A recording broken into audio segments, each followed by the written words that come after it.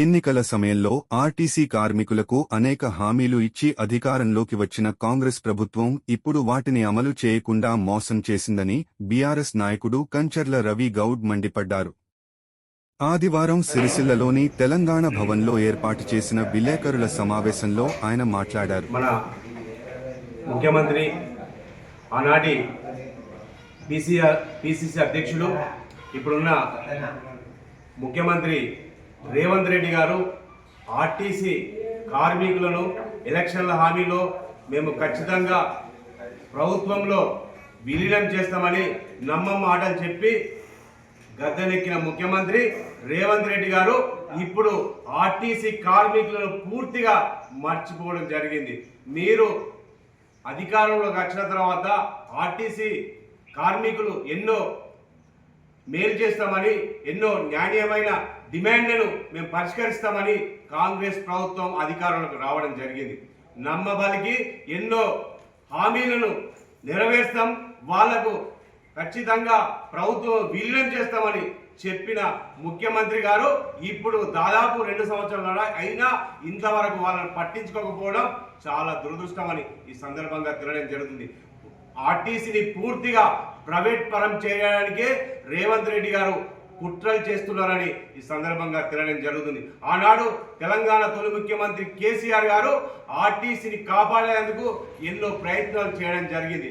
కానీ ఇప్పుడున్న ముఖ్యమంత్రి పూర్తిగా ఆర్టీసీని విలీనం కాకుండా పూర్తిగా ప్రైవేట్ పరం చేయాలని చూస్తున్నాడు మన రేవంత్ రెడ్డి గారు. ఇప్పటికైనా ఆర్టీసీ కార్మికుల సమస్యలను వెంటనే పరిష్కరించాలని మేము బీఆర్ఎస్ పార్టీ పక్షాన డిమాండ్ చేయడం జరుగుతుంది. ముఖ్యమంత్రి గారు గద్దెను ఎక్కనప్పుడు ఒక మాట, గద్దెను ఎక్కినాక ఒక మాట అంటే ఈ కాంగ్రెస్ ప్రభుత్వానికే చెల్తుందని సందర్భంగా తెలడం జరుగుతుంది. ఎన్నో ఉద్యమాలు చేస్తున్నా ఆనాడు తెలంగాణ ఉద్యమంలో కీలక పాత్ర పోషించిన మన ఆర్టీసీ కార్మికులను పూర్తిగా మీరు మర్చిపోవడం సిగ్గు చేయడానికి ఈ సందర్భంగా తెలడం జరుగుతుంది. ఆర్టీసీ కార్మికులను మీరు ఎక్కడ అధికారంలోకి వచ్చినాక పూర్తిగా పట్టించుకోకపోవడం, వాళ్ళకి రావాల్సిన ఎన్నో బెనిఫిట్లు ఇవ్వకపోవడం, మీరు అధికారంలోకి రానప్పుడు ఎన్నో మాటలు చెప్పిర్రు, కానీ అధికారంలోకి వచ్చిన వాళ్ళ ఆర్టీసీ వాళ్ళను పూర్తిగా మర్చిపోవడం సిగ్గు చేయడానికి ఈ సందర్భంగా తెలడం జరుగుతుంది.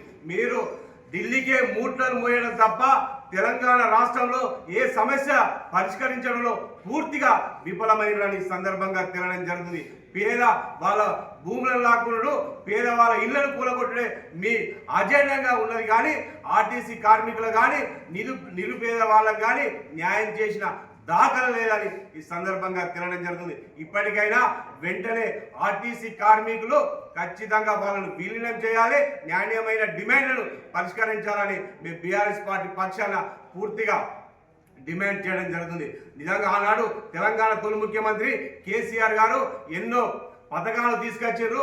ఆర్టీసీని ఒక గొప్ప స్థానంలో నిలిచిన వ్యక్తి అంటే మా కేసీఆర్ గారు. ఇప్పుడు పూర్తిగా దాన్ని నిర్వీర్యం చేసిన ఘనత అంటే కాంగ్రెస్ ప్రభుత్వం, కాంగ్రెస్ ముఖ్యమంత్రి రేవంత్ రెడ్డి గారికి దక్కిందని ఈ సందర్భంగా తెలడం జరుగుతుంది. ఇప్పటికైనా ఆర్టీసీ కార్మికులు పూర్తిగా వాళ్ళ నాణ్యమైన డిమాండ్ ఖచ్చితంగా నెరవేరేలా బీఆర్ఎస్ పార్టీ అండగా ఉంటుంది.